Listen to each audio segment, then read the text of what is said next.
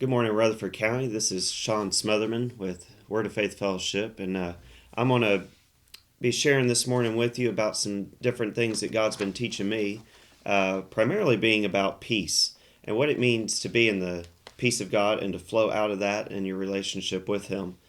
So, on a daily basis, we have all kinds of situations that we face where do I do this or do I do that? Which avenue do I take? There's a lot of different crossroads where you decide from the simple things of what you're going to do that day to what road you're going to take or what path you're going to travel. And every one of those decisions is setting on course you to be either in the will of God or for you to take a plan that the devil has set for you. And how do you know the difference between the two? So, peace is one of the biggest things I've found that is like a checkpoint of does this bring peace? Because God is peace, and we know that God is peace. So, if we're walking in that, and that is what we have inside, then it's a checking point of I'm in the will of God. And if you don't have peace, if you're that unsettled, that anxiousness, that anxiety of how am I going to get this done? What's going to happen? Then you're not in peace. And therefore, the devil has opportunity there to have his way with you. And so to start with, I'm going to read a verse out of Colossians 3, verse 15, just to give you a little bit of the basis of what peace is and what it means and what God intended us for us to feel. So in verse 15, it says, "And let the peace, soul harmony, which comes from Christ, rule, act as umpire continually in your hearts, deciding and settling with finality all the questions that arise in your minds," which is exactly what I was just saying. Every question that comes into your mind, God has an answer for it, and He has a way that's going to bring you peace. In that peaceful state to which, as members of Christ's one body, you are also called to live. We're called to live there. And be thankful, appreciative, giving praise to God always. Let the word spoken by Christ the Messiah have its home in your hearts and minds, and dwell in you in all its richness, as you teach, admonish, and train one another in all insight and intelligence and wisdom, in spiritual things, and as you sing psalms and hymns and spiritual songs, making melody to God with grace in your hearts. And it's an important part, I believe, in your walk daily, that you're stopping and taking time to thank Jesus for what He's done for you, acknowledging all the places that He's been faithful to you, acknowledging the blessings that He's given you, the families that He's given us, the children that He's given us, the mothers, the fathers, the friends. Your friends can either really set you on course for destruction or really guide you and help you get to heaven. So, but at the same time, singing psalms and hymns, songs that were inspired by God's gift are so spiritually, and they bring you so much peace. They bring you so much joy. They make every day so much more enjoyable. But it also says there, Psalms, and I was thinking back to David when David was going through all of his tests and trials. He wrote the book of Psalms, and there are so many verses in the book of Psalms that if you feel the least bit of anxiousness or worry or regret, you can go to the book of Psalms, and there is a verse in there to encourage you that these are the circumstances. David was very good about acknowledging the circumstances, but then also right after that acknowledging the power of God that always came through for him. And just to give an example of where I saw this in my own life and kind of where this started for me was I was helping a friend of mine. They were fixing up an office, and it was an older house, and so the floors inside the house were very unlevel, and there were dips and holes and low spots, and they were going to put new flooring on top of it, but the first thing they needed to do was get them at least close to level. So uh, we went the route of getting a concrete product and pouring it on the floor, and you trowel it out and you make it smooth, and you plane it out so the floor is seemingly level. He gave me a card and said, go to Lowe's and pick up what you need. And so I looked around at how many holes we had, how many low spots we had, but I really didn't measure it or take any any calculations to figure out how much I needed. I went to Lowe's, and I got there to the department back in the tile area where the leveling stuff is, and I started looking around, and I felt like we are going to go with a certain product, and then I asked Jesus tangibly and literally asked Jesus, how many bags should I get?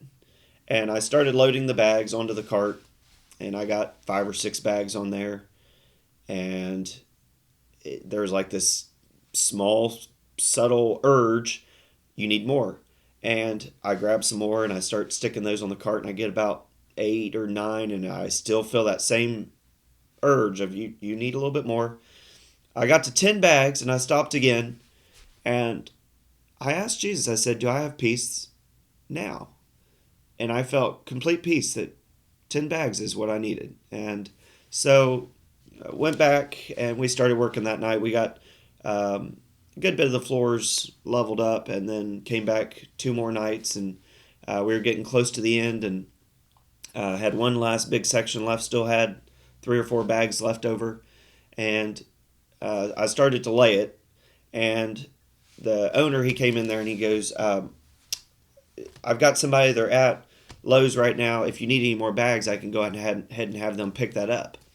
And so I said, well, I started looking around, and all of a sudden I realized I lost that peace that I had before, and I started getting that anxiousness of, well, if they're at Lowe's, then maybe I should just go ahead and get another 6, 8, 10 bags, because I sure don't want to run out, and we could always return it.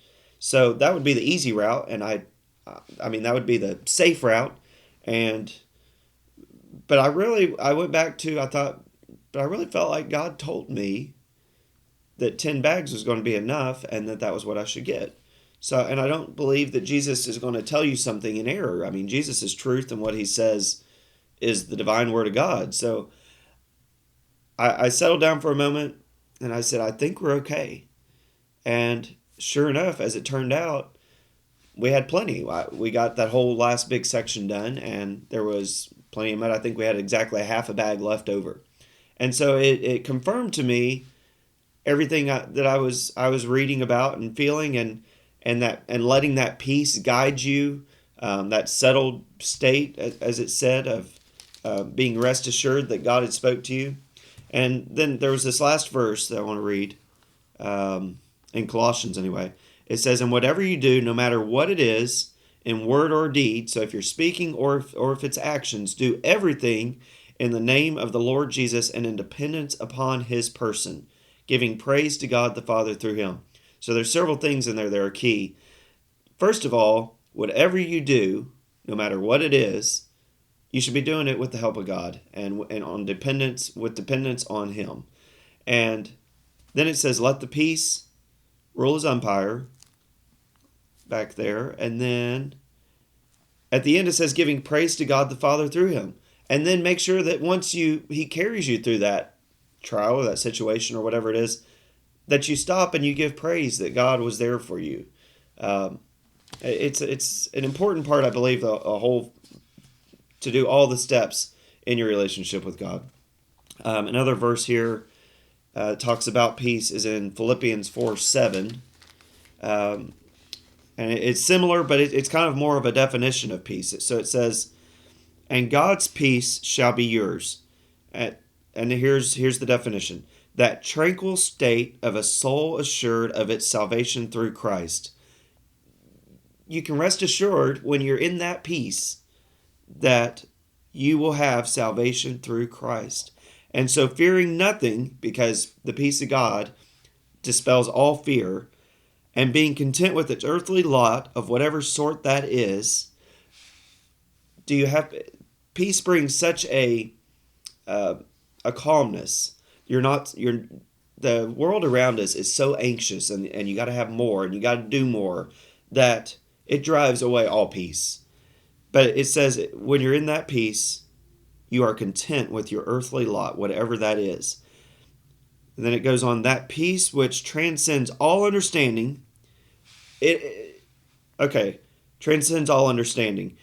I could have gone, when I went to Lowe's, I've done enough concrete and stuff. I could have measured each individual one, used the all the formulas and figured out, okay, this is exactly how much I need, and the industry standard is you get 15% more than whatever that number is, and so I need exactly this amount of bags.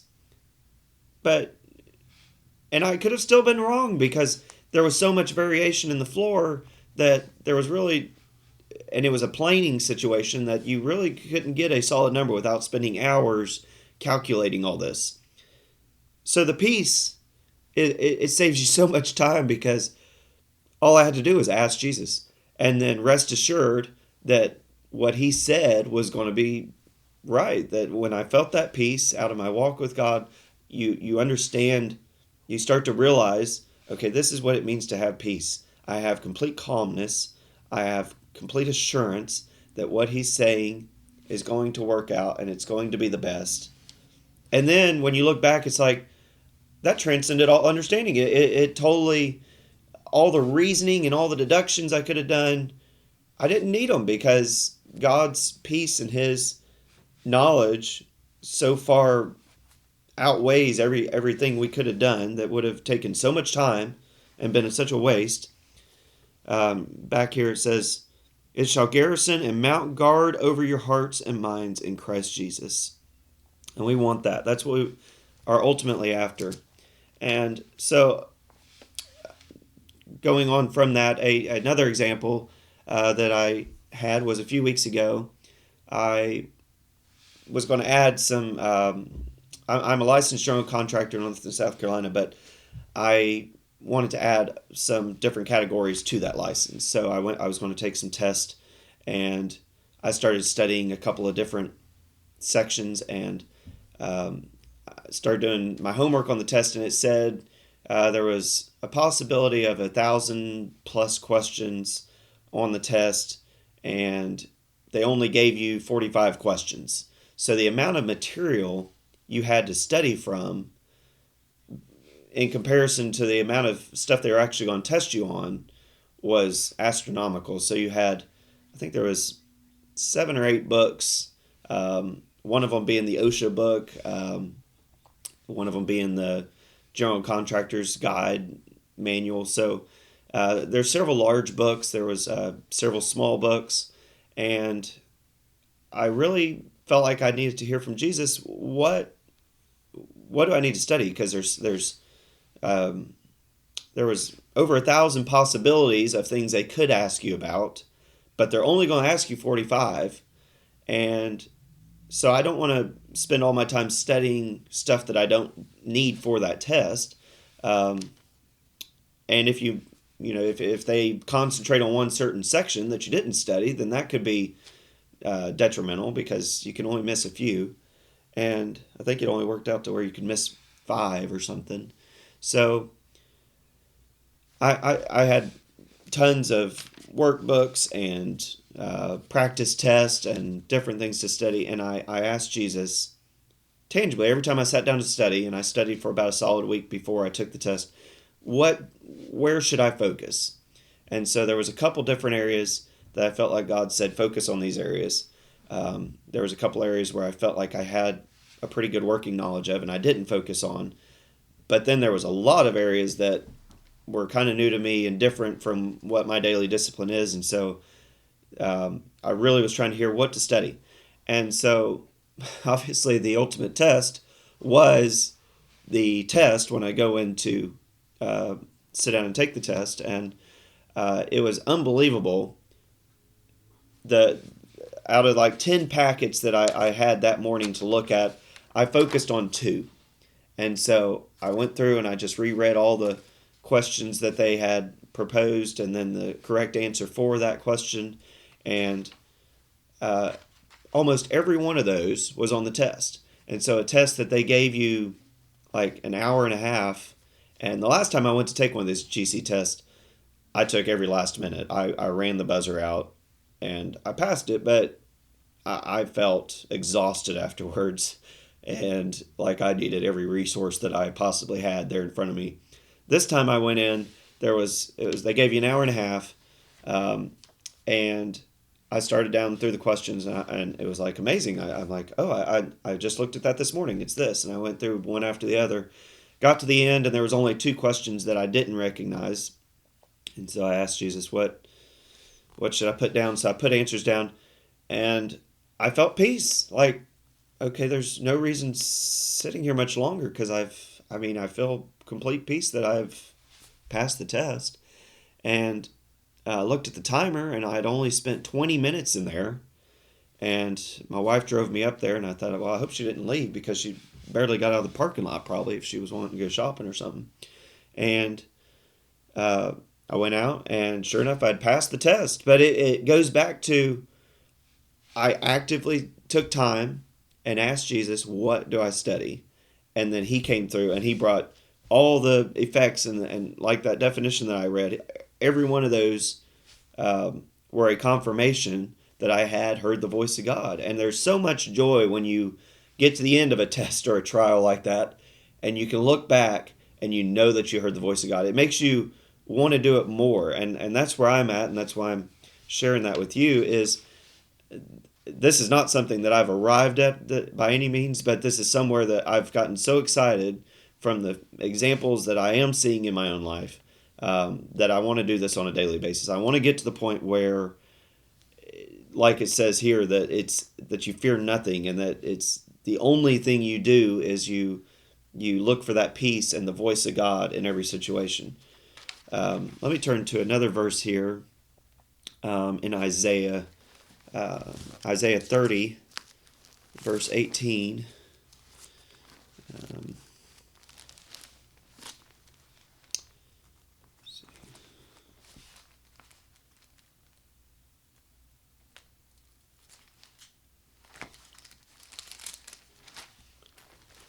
It says, "And therefore the Lord earnestly waits, expecting, looking, and longing to be gracious to you.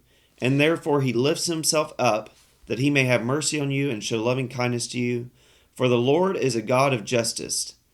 And just to back up there a little bit, the Lord earnestly waits, looking, longing to be gracious to you. So it's not a matter of, well, that might take a long time. It would be easier if I just use my knowledge, and which goes to a whole nother issue of the world around us so pushes that Antichrist system of you can do it. I think a lot are familiar with the slogan, just do it, or, um, you've been given talents, just, that there's a whole indoctrination of you can do this without God. And it's so contrary to the way God wants us to live, but yet it's if you realize and you start looking at a lot of the slogans of different athletic brands or restaurants or large corporations and stuff around us, there's a lot of them pushing that Antichrist doctrine of you be your own boss, you can do it, and it's totally apart from God. It's not the way God intended us to live. And all right, it was interesting to me. We went to the restaurant the other night, and it said something about now is not the time for restraint. And I mean, that's the whole thing we're trying to live, is we're trying to live restrained by the voice of God, not obeying it. Because like I said, you're going to take one of two paths. Every situation in your life is a crossroads of you can wait for the voice of God, and you can do the way God intends for you to do, which is God's path, or the devil is right there making it real easy for you to take his path. And it says in there, the path that leads away to destruction is wide, but the path that God intends for us to take is narrow and contracted by pressure. And I believe that pressure is waiting to hear the voice of God, while all the earth around you is saying, just do it, just use your knowledge, be who you can be, whatever it is. It's pushing you away from that narrow gate. But we want to stop. We want to be. We want to answer the call. The Lord's earnestly waiting, looking, longing to be gracious to us. He wants to give us the best. And it goes on, "For the Lord is a God of justice. Blessed, happy, fortunate to be envied are all those who earnestly wait for him." And that is key. Wait for God. Ask and wait. I mean, there are so many examples in the Old Testament there of when God sent them into battle, and He said, "Wait and see the hand of God move."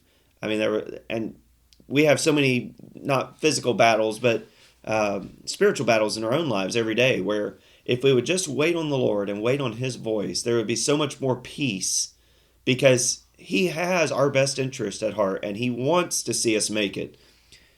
Who expect and look and long for Him, for His victory, His favor, His love, His peace, His joy, and His matchless, unbroken companionship. That's how we're going to get the unbroken companionship. That's how we can have that personal relationship with God every day, is waiting on Him to answer us, actively asking and then waiting for Him to respond. And if you feel anything other than that, then you're setting yourself on course for the devil to destroy you or wreak havoc on your day. And the earth doesn't need any more of that without us helping it. So let's see. So going back to the book of Psalms. So I know I mentioned it earlier that when it said sing psalms and hymns and spiritual songs, David was a man who had so many tests and trials. And I think a lot of times we lose that, because a lot of us grew up with the children's Bible where David and Goliath and a lot of the different stories were nothing more than a story, and it was like they were superhuman or something, that they were just lived in this little glorious bubble, and God's hand was on them. And then when you relate it to your own life, a lot of us grew up under conditions that were definitely shy of being a glorious little bubble. Broken homes or broken relationships or financial difficulties. But if you really look into David and you study his life from the time he was, I think the first recorded instance in the Bible there is when Saul had pretty much disowned God, and he had left God and left the plan that God had for him. And God spoke to his minister at that time and said, "Go pick out, anoint the next king of Israel." And he said, "Go to the sons of Jesse," which was David's father, "and pick out a king." And so he went and he looked, and the most suitable ones, some of the older brothers, he looked upon them, and the Lord said, "No, it's not them." And David was this little, he wasn't even considered worthy to be an option there. And yet God said, "No, this is the man I've picked. This is the man that is going to rule all of Israel." And it did not happen overnight. If you study the different trials that he went through, but just to read a few of this is what David wrote in the midst of his trials. Let's start with just Psalms 1:1. "Blessed, happy, fortunate, prosperous, and to be envied is the man who walks and lives not in the counsel of the ungodly, following their advice, their plans and purposes, nor stands submissive and inactive in the path where sinners walk, nor sits down to relax and rest where the scornful and the mockers gather." And I don't know what the place was that he was speaking of, but there was obviously somewhere that he saw the sinners walking, and somewhere they were sitting down and gathering, and it was attractive to most to go and gather along with them. And he said, "No, I'm not doing that. I'm not taking that path." And he encouraged himself in the Lord. And I want to encourage you, whenever you feel that, to stop that anxiousness or that unsettledness in a situation. Stop and encourage yourself in the Lord. And there is, let's see if I'm just going to grab a few verses here, just out of Psalms, because he constantly, the whole book of Psalms, and it's the longest book in the Bible, and there's probably a reason for that, because we need it. Chapter 3, verse 1, "Lord, how they are increased to trouble me." Does it ever seem overwhelming, like everybody around you is causing trouble? "Many are they who rise up against me," and this is a song that we sing at church sometimes. "Many are saying of me, there is no help for him in God." Why don't you just do it the way you know how to do it? God gave you a brain, why don't you use it? No, I'm going to stop and I'm going to actively wait on the Lord, because I want that personal relationship. I want to commune with Him. I want to learn what it means to walk daily with Him. "But you, O Lord, are a shield for me, my glory and the lifter of my head." And that's what I was talking about. he acknowledges the situation, but then he immediately has what God has to say about that situation. And that to me is so encouraging, and that's the way I want to live my life. Another example there in the Bible is Joseph. And if you look at his life, he was very much outcast by his family. And how many of us have had families that looked at us as an outcast or a reject because we weren't the norm and didn't fit the mold and whatever the way they thought we should be. But if you look at Joseph, I mean, he became the savior of Egypt and that world at that part of the time, that part of the world at that time. But he had such a hard path that he took. His brothers decided that he was so annoying that they were going to throw him in a pit, and they were tired of hearing these visions that he would come up with. And they told the father that he's dead. A wild beast must have killed him. They sold their brother as a slave to some people passing by. Now he's a slave, being carried into Egypt, which was one of the cruelest environments at that time, places that you could be a slave of. And he gets a job working as a slave with this couple, and the wife accuses him of something that he totally didn't do, and he gets thrown in jail. And in jail, he is still looking of people he can take hold of, like who he can minister to. And this is a dream I had, and this is a vision, and this is how the Lord spoke to me. This is how he's going to rescue us and how he's going to solve this issue. And we ultimately know where Joseph ended up, that he was the king, or he was right under the Pharaoh there of Egypt. But how he got there was harder than any path that any of us have to face going through. Let's see, he was lied about. So all that to say, slow down and be aware of those that God brings across your path. Joseph was always looking for someone to minister to, and he was in a lot of situations where they were not ideal, and he could have just sulked and woe is me, and I'm in this terrible situation. But if you will slow down and just be aware that every situation in your life is an avenue for you to minister to somebody, and whether it's in Lowe's or if it's at your job, if it's at home, your family, they need you. It's definitely not a time just to sit on the couch and check out. Like when you get home, your family needs you. I've been so aware lately with the children come home from school, they have schoolwork, the wife comes home from work. She's had a lot of people to minister to throughout the day. My wife's in dermatology and assists a doctor, and so she has a lot of interaction with people there. I have a lot of interaction with people in the contracting world. But when we get home, it's important that you minister to each other as well, encourage each other. All pitch in for dinner, all pitch in to help get the house cleaned up, pitch in to get the children ready for school the next day. It's important that we are actively looking at all the people in our life that God has sat there for us to minister to, and recognize that it's going to bring so much peace in our heart, because that is the plan of God for our life. It is the will of God for us to minister to other people, and that is ultimately what's going to bring us peace and get us all to where we're hopefully all trying to go, is to heaven.